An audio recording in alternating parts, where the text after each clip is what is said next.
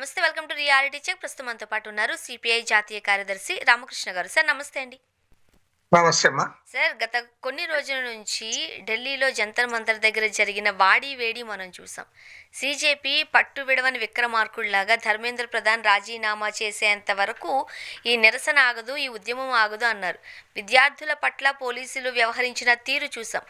చివరకు విద్యార్థులే విజయం సాధించారు అని అనుకోవచ్చా ధర్మేంద్ర ప్రధాన్ గారి రాజీనామాతో? ఖచ్చితంగా అమ్మా. విద్యార్థుల విజయము, తర్వాత అందులో పాల్గొన్న విద్యార్థులు, యువకులు, వారికి మద్దతుగా నిలిచిన రాజకీయ పార్టీలు, ప్రజా సంఘాలు, మేధావులు, వీరందరూ సాధించిన విజయము ఒక్క మాటలో చెప్పాలంటే ప్రజాస్వామ్యానికి విజయం. ఎందుకంటే నరేంద్ర మోడీ ప్రభుత్వం అధికారంలోకి వచ్చిన తర్వాత వారు అధికారంలో ఉన్నాము, మేము చెప్పిందే వేదము, మేము చెప్పిందే జరగాలి, ఎవరు ఏం చెప్పినా మేము పట్టించుకోనక్కర్లేదు, అవసరమైతే ఎవరు అయితే ప్రభుత్వానికి వ్యతిరేకంగా మాట్లాడతారో వాళ్ళందరూ కూడా యాంటీ నేషనల్స్ కింద, లేదా పాకిస్తాన్ వారు ప్రేరేపించారని, లేదా ఇతరేతర పద్ధతుల్లో వాళ్ళందరూ కూడా బదనాం చేస్తూ వచ్చారు.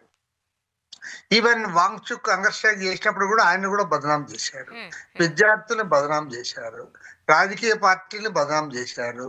కానీ మొట్టమొదటిసారి కేంద్రంలో అధికారంలో నరేంద్ర మోడీ ప్రభుత్వం దిగి వచ్చి ఇవాళ మంత్రి చేత రాజీనామా చేయించడం, అదే విధంగా విద్యార్థులు లేవనెత్తిన అంశాలు ఏవైతే ఉన్నాయో వాటికి కూడా వారు సరైన రూపంలో ఇవాళ జవాబు ఇవ్వబోతా ఉన్నారు. ఒక్క మాటలో చెప్పాలంటే ఇది ప్రజాతంత్ర శక్తుల ఘన విజయం. ఇది ఎవరైతే నిరంతరాయంగా ఆ పోరాటంలో పాల్గొన్నారో ఆ విద్యార్థులు, యువకులు సాధించిన విజయం అని కూడా చెప్పక తప్పదు. ఎందుకంటే ప్రధాన్ రాజీనామా నుంచి ప్రధాని రాజీనామా వరకు వెళుతుందేమో అని భయపడ్డారా? ఖచ్చితంగా పోతుందమ్మా. నిజంగా ఇవాళ రాజీనామా చేసి ఉండకపోతే రేపు సండే, ఎల్లుండి సోమవారం నాడు దేశవ్యాప్తంగా కూడా అన్ని రాజకీయ పార్టీలు కూడా ప్లాన్ చేసుకున్నాయి. భారీ ఎత్తున ఎక్కడికక్కడ కలెక్టర్ల కార్యాలయం ముందు, గవర్నర్ కార్యాలయాల ముందు కూడా మేము కూడా సిపిఐ తరఫున ధర్నాలు చేపట్టాలని చెప్పి మేము ఆల్రెడీ పిలుపునివ్వడం జరిగింది. అన్ని రాజకీయ పార్టీలు కూడా ఈ రకంగా ఎవరికి వారు ప్రయత్నం చేస్తా ఉన్నారు. ఈ రాజకీయ పార్టీల కంటే మిన్నగా విద్యార్థి సంఘాలు, యువజన సంఘాలు కూడా వారు పెద్ద ఎత్తున స్పందిస్తా ఉన్నారు. కాబట్టి ఏమంటే నిజంగా ధర్మేంద్ర ప్రధాన్ రాజీనామా చేసి ఉండకపోతే ఖచ్చితంగా రేపు సోమవారం నాడు ప్రధానమంత్రి రాజీనామా చేయాలనే డిమాండ్ ముందుకు వచ్చిండేది. అది కూడా వారికి తెలుసు. అది వాళ్ళకు కూడా ఇంటెలిజెన్స్ వర్గాల ద్వారా కూడా వారికి ఆ సమాచారం ఉంది. కాబట్టి ఇప్పటికైనా దిగి రావడం జరిగింది వారు. కాకపోతే ఈ ఉద్యమం జరిగిన తీరుకు సంబంధించి ఎప్పుడైతే సోనం వాంగ్చుక్ గారు ఆ హంగర్ స్ట్రైక్ స్టార్ట్ చేశారో ఆ తర్వాత ఆయనకి సంబంధించిన వార్తలు మనం చూసాం. అక్కడ ఫుడ్ సప్లై అయినప్పుడు పాకిస్తాన్ నుంచి, చైనా నుంచి ఫండ్స్ వచ్చాయని అన్నారు. ఒక 20-30 వేల మంది వచ్చే అవకాశం ఉందేమో అన్న దగ్గర స్వచ్ఛందంగా 5 లక్షల మంది విద్యార్థులు, పౌర సంఘాల నేతలు, ఉద్యమకారులు అక్కడికి తరలి వచ్చేసరికి ఇదంతా ఏఐ సృష్టి అన్నారు. సో ఇవన్నిటిని ఎలా చూడాలి? ఇది ఒక రకంగా చెప్పాలంటే బీజేపీ వారి అహంకారానికి పడిన దెబ్బగా భావించాలని నేను కోరుతా ఉన్నాను. ఎందుకంటే గతంలో కూడా ఎన్నో ప్రభుత్వాలు ఉన్నాయి, రాష్ట్రాల్లో ప్రభుత్వాలు ఉన్నాయి, కేంద్రంలో ప్రభుత్వాలు ఉన్నాయి, చాలా మంది ప్రధానమంత్రులు ఉన్నారు. ఏదైనా ఒక ఇష్యూ వచ్చినప్పుడు ఆ ఇష్యూకు సంబంధిత స్టేక్ హోల్డర్స్ ఎవరైతే ఉన్నారో వాళ్ళతో వారు డిస్కస్ చేసేవారు. వారు నేరుగా రాకపోయినా అధికారులు పంపడం, మాట్లాడడం, లేదా చర్చలు చేయడం, మంత్రుల్ని రాయబారాలు పంపడం, ఆ రకంగా వారు దాని విషయాన్ని తెలుసుకొని ఆ విషయాన్ని ఇంతో పరిష్కారం చేయడానికి, కొద్ది మేరకు వారు ఒప్పించడానికి ఒక ప్రయత్నం అంటూ జరిగేది. కానీ నరేంద్ర మోడీ ప్రభుత్వంలో జరుగుతున్నది ఏమంటే మేము సర్వజ్ఞులము, మాకే అన్నీ తెలుసు, మేము ఎవరి మాట వినాల్సిన పని లేదు, ఎవరైతే ప్రభుత్వానికి వ్యతిరేకంగా మాట్లాడతారో వాళ్ళందరూ దేశద్రోహులు. దేశవ్యాప్తంగా కూడా ప్రజాతంత్ర వర్గాలన్నీ కూడా గాలి పీల్చుకున్నాయి. అందరూ కూడా ఆనందం వ్యక్తం చేస్తా ఉన్నారు. ఎవరికి వారు వాళ్ళ హర్షాతిరేకాలు వ్యక్తం చేస్తూ ఈరోజు ఎందుకు ముందుకు వస్తున్నారంటే ఈ ప్రభుత్వం గత 12 సంవత్సరాలుగా వ్యవహరిస్తున్న తీరే ప్రధానమైన కారణం. వారు మొండిగా, మూర్ఖంగా, నిరంకుశంగా పరిపాలన చేశారు. అందరినీ బెదిరించారు, బ్లాక్మెయిల్ చేశారు, అవసరమైతే కేసులు పెట్టారు, పోలీసులు పంపారు, ఈ ఈడీ రైట్స్ చేయించారు. ఫలితంగానే ఇవాళ భారతదేశంలో ఈ పరిస్థితి దాపురించింది. సార్ మరీ ముఖ్యంగా ఇప్పుడు టీడీపీ మాట్లాడలేదు అనుకుంటే ఆలోచించాల్సిన విషయం. ఎందుకంటే మిత్రపక్షంలో భాగంగా ఉంది. కూటమిలో టీడీపీ కూడా ఉంది కాబట్టి బీజేపీకి అగైనెస్ట్‌గా ఈ నిరసన జరుగుతోంది కాబట్టి మాట్లాడలేదు అంటే ఓకే. బట్ ఎందుకు వైసీపీ ఒక్కొక్క మాట మాట్లాడో, ఒక ట్వీట్ చేసో ఊరుకుంది తప్ప యాక్టివ్‌గా ఎందుకు పాల్గొనలేదు? 2 పార్టీలు కూడా మనం చూస్తున్నాం. ఆంధ్రప్రదేశ్‌లో ఉన్న 3 ప్రాంతీయ పార్టీలు తెలుగుదేశం, జనసేన, వైఎస్ఆర్ కాంగ్రెస్ పార్టీ. ఈ 3 పార్టీలు కూడా కేంద్రంలో నా అధికార పార్టీకి నరేంద్ర మోడీ ప్రభుత్వానికి మద్దతు ఇస్తా ఉన్నాయి. దాని పర్యవసానంగానే వీళ్ళేం మాట్లాడలేకపోతా ఉన్నారు. లేకపోతే దాదాపు గత నెల రోజులుగా పెద్ద ఎత్తున ఢిల్లీ క్యాపిటల్ ఉద్యమం జరుగుతూ ఉంటే దానికి మద్దతుగా దేశవ్యాప్తంగా వివిధ రాష్ట్రాల్లో విద్యార్థులు, యువకులు తమ న్యాయమైన డిమాండ్లపైన పోరాడుతున్నప్పుడు ఒక ప్రధానమైన రాజకీయ పార్టీలుగా ఉన్న ఈ పార్టీ ఏవి మాట్లాడలేకపోయినాయి. కనీసం బయటకు రాలేకపోయినాయి. వారికి అండగా నిలబడలేకపోయినాయి. కాబట్టి ఏమంటే ఇది అత్యంత శోచనీయమైన విషయం. ఖచ్చితంగా వారు కూడా వీధుల్లోకి వచ్చి ఉండాల్సింది. కనీసం చెప్పి ఉండాల్సింది. ఇది జరగకూడదని. కానీ ఇవాళ వారి జ్ఞానోదయమైన తర్వాత ఇప్పుడు మాట్లాడొచ్చు తప్ప నరేంద్ర మోడీకి భయపడి వీళ్ళు రాజకీయాలు చేస్తా ఉన్నారు తప్పితే వాస్తవాల ఆధారంగా ఇవాళ రాజకీయాలు చేయడం లేదు.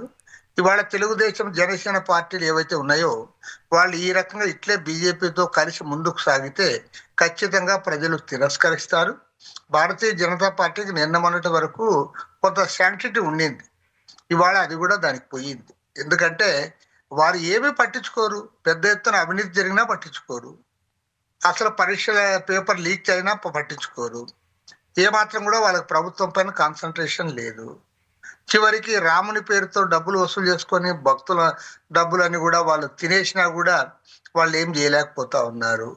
పైగా వాళ్ళకు అనుకూలంగా మాట్లాడుతూ ఉన్నారు. ఆ కానుకలు ఇచ్చింది హిందువులే, డబ్బులు తిన్నది హిందువులే, ఇచ్చినోడు తిన్నవాడు ఇద్దరు కూడా హిందువు కాబట్టి మీరెందుకు విమర్శిస్తారు? విమర్శించే వాళ్ళందరూ కూడా బీజేపీ వ్యతిరేకులని ముద్ర వేసి పదే పదే బ్లాక్మెయిలింగ్ రాజకీయాలకు పాల్పడుతూ ఉన్నారు. కాబట్టి ఇవాళ ప్రజల్లో తీవ్రమైన అసంతృప్తి వచ్చింది. ఇవాళ ఢిల్లీలో వచ్చిన ఈ ఉద్యమం ఇంత పెద్ద ఎత్తున సక్సెస్ కావడానికి కారణం ఏమంటే గత 12 ఏళ్లుగా నరేంద్ర మోడీ పరిపాలన పైన ఉన్న అసంతృప్తి, వివిధ రూపాల్లో ఉన్న అసంతృప్తి అంతా కూడా ఛానలైజ్ అయి ఈ ఉద్యమం ఇంత తీవ్ర స్థాయిలో రావడానికి కారణమైంది. పర్యవసానంగానే అంత పెద్ద ఎత్తున స్వచ్ఛందంగా వాళ్ళందరూ కూడా తరలి వచ్చారు. రాజకీయ పార్టీలన్నీ కూడా ఇందులో పాల్గొన్నాయి. విద్యార్థి విభజన సంఘాలన్నీ కూడా పాల్గొన్నాయి. ఖచ్చితంగా రాబోయే రోజుల్లో బీజేపీకి తగు రీతిలో బుద్ధి చెప్తారు. ఎందుకంటే నరేంద్ర మోడీ నిజ స్వరూపమేమో ఇవాళ ప్రజానీకానికి అర్థమైంది కాబట్టి ఖచ్చితంగా ఈ ప్రభుత్వానికి తగు రీతిలో బుద్ధి చెప్పడానికి ప్రజలు సిద్ధంగా ఉన్నారని ఈ ఉద్యమం ద్వారా రుజువైంది. ఇప్పుడు ఈ జంజీ ఉద్యమాన్ని ఎలా చూడాలి సార్? ఇది ఓన్లీ మొదటి అడుగు మాత్రమేనా? ఇది రాబోయే రోజుల్లో చాలా ఇష్యూస్ ఉన్నాయి. ఎందుకంటే ఇవాళ అంత పెద్ద ఎత్తున విద్యార్థులు పోరాటంలో పాల్గొనడానికి ఒక్క నీట్ పేపర్ సంబంధించిందే కాదు. ప్రతి ఏటా కొన్ని లక్షల మంది విద్యార్థులు ఇంజనీరింగ్ కాలేజ్ నుండి, డిగ్రీ కాలేజ్ నుండి, యూనివర్సిటీల నుండి ఇవాళ బయటకు వస్తా ఉన్నారు. వాళ్ళకి ఎక్కడ ఉద్యోగాలు చూపలేకపోతా ఉన్నారు. ఎవరైతే యూనివర్సిటీ నుంచి బయటకు వస్తా ఉన్నారో వాళ్ళలో కనీసం ఒక 50% కూడా ఉద్యోగాలు రావడం వల్ల వాళ్ళందరూ కూడా తీవ్రమైన అసంతృప్తితో ఉన్నారు. నరేంద్ర మోడీ గారు సంవత్సరానికి 2 కోట్ల మందికి ఉద్యోగాలు ఇస్తామని చెప్పాడు. ఇవాళ ఉద్యోగాలు ఇచ్చే పరిస్థితి ఎక్కడ కనపడడం లేదు. కాబట్టి ఏమంటే అసంతృప్తి ఇంకా పెరుగుతా ఉంది తప్ప అసంతృప్తి తగ్గే పరిస్థితి లేదు. కాబట్టి ఇది ఏమాత్రం ఇది ముగింపు కానే కాదు. This is only A beginning. ఖచ్చితంగా ఇది బిగినింగ్ మాత్రమే. రాబోయే రోజుల్లో ఖచ్చితంగా విద్యార్థులు, యువకులు వారి సమస్యలపైన వారు ముందుకు వస్తారు. అదేవిధంగా గ్రామీణ ప్రాంతాల్లో రైతాంగం కూడా తీవ్రంగా అసంతృప్తి చెంది ఉన్నారు. వారు ముందుకు వస్తారు. గ్రామీణ ఉపాధి హామీ పథకాన్ని రద్దు చేసి విబి రామ్జీ పేరుతో పేదల పొట్టగొట్టడానికి ప్రభుత్వం ప్రయత్నం చేస్తూ ఉంది. కాబట్టి పేద ప్రజల్లో కూడా అసంతృప్తి వస్తూ ఉంది. కాబట్టి ఈ వర్గాలన్నీ కూడా రాబోయే రోజుల్లో మరిన్ని పోరాటాలకు ముందుకు వస్తారు. అప్పుడు ఖచ్చితంగా ఈ ప్రభుత్వాన్ని నిలదీస్తారు. ఎప్పుడు ఎన్నికలు వచ్చినా సరే ఈ ప్రభుత్వాన్ని గద్దె దించడానికి కూడా ప్రజలు సిద్ధంగా ఉన్నారని చెప్పగలరు. అండ్ ఒక్కసారి మనం ఏపీ వైపు వెళ్ళినట్లయితే చంద్రబాబు నాయుడు గారు ప్రతి క్యాబినెట్ మీటింగ్‌లోనూ కాస్త అసంతృప్తిని వ్యక్తం చేస్తున్నారు. ఇప్పుడు ఒక 2, 3 నెలలకు ఒకసారి ప్రోగ్రెస్ రిపోర్ట్ తెప్పించుకుంటారు. ఎమ్మెల్యేల పనితీరుకు సంబంధించి, మంత్రుల పనితీరుకు సంబంధించి. ఇప్పటికి పదే పదే వాళ్ళని హెచ్చరించడం కూడా చూసాం. ఏదైతే ప్రభుత్వ విధానాల పట్ల వైసీపీ ఒక దుష్ప్రచారం చేస్తోంది ప్రతి విషయానికి సంబంధించి. దాన్ని తిప్పికొట్టడంలో టీడీపీకి సంబంధించిన నేతలు విఫలమవుతున్నారు అనేది చంద్రబాబు నాయుడు గారి ఆవేదనట. మీరేమంటారు? చంద్రబాబు నాయుడు గారు ఆవేదన చెందాల్సింది దేనిపైన అంటే, ఆయన వాగ్దానాలు ఏమిచ్చి ఎన్నికల్లో గెలిచారు, ఆ వాగ్దానాలకు ఏ మేరకు అమలు చేశాడు, వాటిపైన ఆయన మాట్లాడితే బాగుంటుంది. కాంగ్రెస్ పార్టీ ఏమంటుంది, కమ్యూనిస్ట్ పార్టీలు ఏమంటారు, వైఎస్ఆర్ కాంగ్రెస్ పార్టీ ఏమంటుంది, జగన్మోహన్ రెడ్డి ఏం చెప్తున్నాడు అనే దాంతో నిమిత్తం లేకుండా వారు చెప్పింది అమలు జరుగుతా ఉందా లేదా దానికి వారు సమాధానం చెప్తే బాగుంది. జగన్మోహన్ రెడ్డి ఉన్నప్పుడు అంతా కూడా అవినీతి జరిగిందన్నారు. మరి ఇవాళ అవినీతి అప్పటికంటే ఇంకా ఎక్కువ జరుగుతా ఉంది. అదే విధంగా అప్పుడు అప్పులు చేసింది ఆ గవర్నమెంట్ అన్నారు. వాళ్ళు 5 ఏళ్లలో చేసిన అప్పులు మీరు 2 ఏళ్లలోనే అప్పు చేశారు. కాబట్టి రాష్ట్రం అప్పుల పాలైంది, శ్రీలంక మాదిరి అవుతుంది, ఆర్థికంగా దివాళా తీసింది, ప్రజల మీద భారాలు పడుతున్నాయని మీరు చెప్పారు. మరి మీరు మరింత వేగంగా అప్పులు చేస్తా ఉన్నారు. అప్పటికంటే ఇవాళ అవినీతి అన్ని రంగాల్లో కూడా ఎక్కడ పోయినా సరే విపరీతంగా పెరిగిపోయింది. దానికి మీ దగ్గర సమాధానం లేదు. తర్వాత మీ ఎమ్మెల్యేలు ఇవాళ ప్రజా సమస్యలు గాలికి వదిలేసి చాలా మంది 90% ఎమ్మెల్యేలందరూ కూడా వాళ్ళు సింగిల్ పాయింట్ అజెండాతో దోచుకునే పనుల్లో ఉన్నారు. దానికి మీ దగ్గర సమాధానం లేదు. కాబట్టి ఏమంటే మీరు తప్పుదారి పట్టించి మీరు ఆ సమస్యలో పరిష్కారం చేయలేక, అదే విధంగా మీరు రకరకాల వాగ్దానాలు చేశారు. నిరుద్యోగులందరికీ వృత్తి ఇస్తామని చెప్పారు. మహిళలందరూ కూడా 1,500 రూపాయలు ప్రతి నెల ఇస్తామన్నారు. కాబట్టి మీరు ఇచ్చిన వాగ్దానాలు అమలు చేయడంలో మీకు చేత కావడంలే. తర్వాత అప్పుల పాలు చేస్తా ఉన్నారు రాష్ట్రాన్ని. అవినీతి పెరిగిపోయింది. నిరుద్యోగులకు ఉద్యోగాలు ఇచ్చే పరిస్థితి కనపడడం లేదు. కాబట్టి ఏమంటే ఇవాళ ఈ సమస్యలకు పరిష్కారాలు వెతకలేక ప్రతిపక్షాల పైన, ప్రత్యేకించి ప్రతిపక్ష నాయకుడి పైన చెప్పినవి చేయండి. సహజంగా ప్రజలు అన్ని ఆలోచిస్తారు. మేమేం చెప్పాము, మీరేం మాట్లాడుతున్నారు ప్రజలు గమనిస్తా ఉంటారు. వచ్చే నష్టం ఏమి లేదని కూడా నేను చెప్పగలను. సరే, ఇప్పుడు డిఎస్సిలో జరిగిన అవకతవకలకు సంబంధించి వైసీపీ పార్లమెంట్ వరకు తీసుకుని వెళ్ళింది. ఆక్వా రైతులతో జగన్మోహన్ రెడ్డి గారు ముఖాముఖి అయ్యారు, వాళ్ళతో మాట్లాడారు. పంటలకు గిట్టుబాటు ధర లేదు అన్నది రైతుల ఆవేదన. ఇలా రకరకాల సమస్యలు ఉన్నప్పుడు వైసీపీ నిజంగానే దుష్ప్రచారం చేస్తోందా? ఏదైతే ఇప్పుడు కొన్ని సమస్యలంటూ బాధపడుతూ బయటకు వస్తున్నారో రైతులు కావచ్చు, విద్యార్థులు కావచ్చు, డిఎస్సికి సంబంధించి కావచ్చు, వాళ్ళ ఆవేదనలో న్యాయం లేదా? సరైన ఆయుధాలు నేతలకు కావచ్చు, ఎమ్మెల్యేలకు కాను ఇవ్వకుండా యుద్ధం చేయమంటే ఎలా అనేది వాళ్ళ అంతర్మథనంగా కనిపిస్తోంది. వాస్తవమేనా? ప్రతిపక్ష పార్టీలు అన్నప్పుడు సహజంగానే మేము అనేక అంశాలు ఎత్తి చూపుతూ ఉంటాం. అధికార పార్టీ చేసే తప్పిదాలను ఎత్తి చూపడం అనేది ప్రతిపక్షాల బాధ్యత. కొన్ని సందర్భాల్లో మేము ఏదైనా తప్పు మాట్లాడితే సహజంగా మేము ప్రజలు ఆదరించరు దానికి.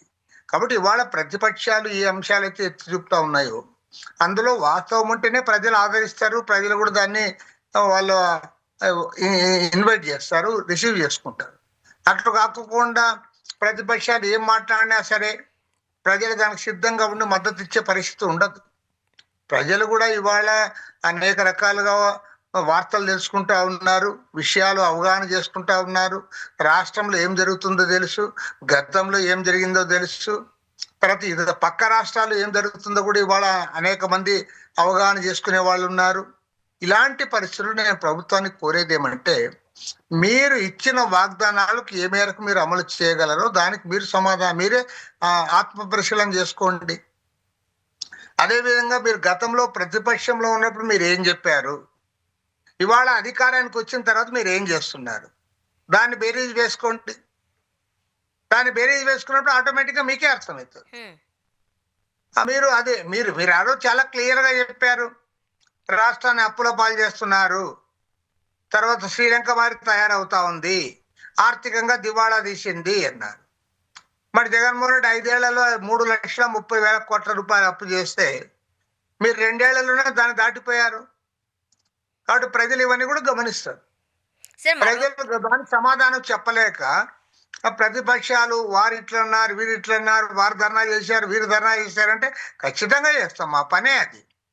ప్రతిపక్ష పార్టీలుగా మా బాధ్యత ఏమంటే అధికార పార్టీ చేస్తున్నటువంటి ప్రజా వ్యతిరేక విధానాలను ఎండగట్టడము, ప్రజా సమస్యల పైన ప్రభుత్వాన్ని ప్రశ్నించడము, ఎక్కడైనా అవినీతి జరిగినా దాన్ని వారి దృష్టికి తేవడము, అది మా పని. మీరు దానికి మమ్మల్ని నిర్ణయించడం కాకుండా దానికి సమాధానం చెప్పడం అనేది మీ బాధ్యత.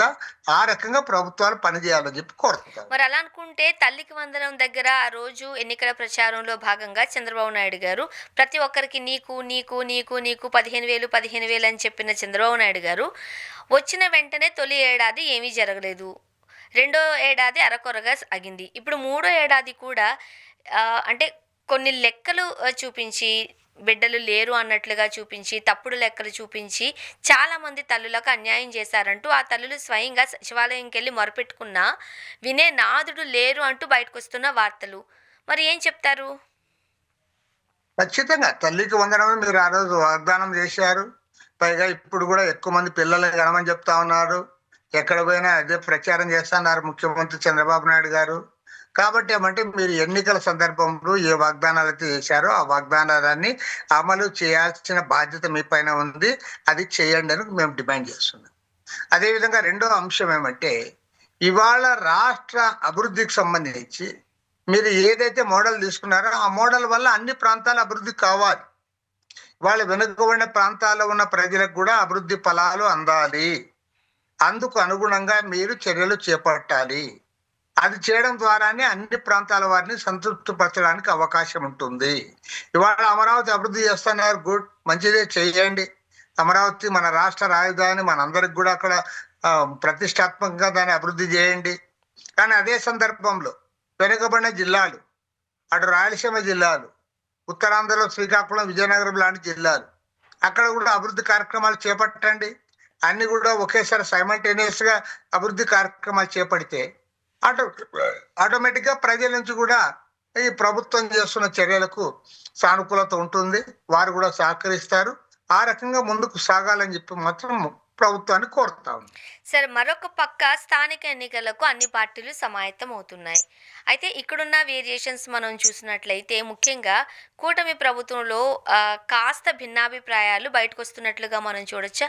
ఒక 80% తెలుగుదేశం పార్టీ, 15% జనసేన, 5% బీజేపీ స్థానాలలో పోటీ చేయబోతోంది అని అనుకుంటున్న నేపథ్యంలో జనసేన అన్ని చోట్ల పోటీ చేయాలి అని జన సైనికులు కోరుకుంటున్నారు. బట్ అధిష్టానం నుంచి మాత్రము ఆ విధంగా కనిపించడం లేదు. ఓకే, జెండా ఉన్నంత మాత్రాన, లేదు అని అంటే ఫ్లెక్సీలు ఉన్నంత మాత్రాన బలం ఉన్నట్లు కాదు అని స్వయంగా నాదెండ్ల మనోహర్ గారే చెబుతున్న వైను ఎలా చూడొచ్చు అంటారు? దీన్ని వైసీపీ ఓట్ బ్యాంక్గా మార్చుకునే అవకాశం ఉందంటారా? ఖచ్చితంగా లోకల్ బాడీస్ ఎలక్షన్ అన్నప్పుడు పొత్తుల విషయంలో, సర్దుబాట్ల విషయంలో కొద్దిగా ఇబ్బందికరంగా ఉంటుంది. అది ఏ పార్టీకైనా ఉంటుంది. అయితే ఇవాళ వాళ్ళు కూడా అంటే వారి ఆయా రాజకీయ పార్టీలు కలిసి ఉంటే కలదు సుఖం అనే పద్ధతుల్లో వారు ఆలోచిస్తారు. కాబట్టి ఆ రకంగా ముందుకు సాగితేనే ఏ పార్టీకైనా లాభం ఉంటుంది. ఈవెన్ వైఎస్ఆర్సీపీకి కూడా వారు సొంతంగా పోతే గెలిచేది పెద్దగా ఉండదు. వారు కూడా మిత్రులతో కలవాలి, ప్రతిపక్షాలతో కలిసి ఎన్నికల్లో పోటీ చేసే తప్ప వైఎస్ఆర్సీపీ కూడా గెలిచే పరిస్థితి లేదు. కాబట్టి దీన్ని దృష్టిలో పెట్టుకొని వైఎస్ఆర్సీపీ ఇతర ప్రతిపక్షాలతో కలిసి పోటీ చేయడం ద్వారా రాబోయే ఎన్నికల్లో, స్థానిక సంస్థల ఎన్నికల్లో కొన్ని సీట్లు గెలవడానికి ప్రయత్నం చేస్తే బాగుంటుంది. అదేవిధంగా అధికార పార్టీ తెలుగుదేశం పార్టీ ఈ అనేక ఎన్నికల్లో అది ఆరితేరిన పార్టీ. చంద్రబాబు నాయుడు గారు కూడా చాలా సీనియర్. కాబట్టి ఆయన తనకు నష్టం జరగకుండా ఇతర పార్టీలను కలుపుకొని పోయే పద్ధతిలో ఆయన ఆలోచిస్తూ ఉంటాడు. కాబట్టి జనసేన పార్టీ వాళ్ళు మరి వారు ఎక్కువ స్థానాల్లో పోటీ చేయాలని వాళ్ళు అనుకుంటే దానికి సహజంగా వాళ్ళకి ఆసక్తి ఉంటుంది. ఏ పార్టీకైనా ఆసక్తి ఉంటుంది. ఎక్కువ సీట్లు పోటీ చేయాలి, ఎక్కువ సీట్లలో గెలవాలి అని ప్రతి పార్టీ కూడా కోరుకుంటుంది. వారి బలాబలాన్ని బట్టి వాళ్ళు సర్దుబాటు చేసుకుంటారు. ప్రతిపక్ష పార్టీలు కూడా ఎన్నికల్లో సర్దుబాటు చేసుకొని ఎన్నికల్లో పోటీ చేయడం ద్వారా అధికార కూటమికి ఆ తగు రీతిలో బుద్ధి చెప్పే పద్ధతుల్లో డి అంటే డి అనే పద్ధతిలో ముందుకు సాగితే మంచి ఫలితాలు రావడానికి అవకాశం ఉంటుంది. ఇది వాళ్ళ రియాలిటీ చెక్. Stay tune.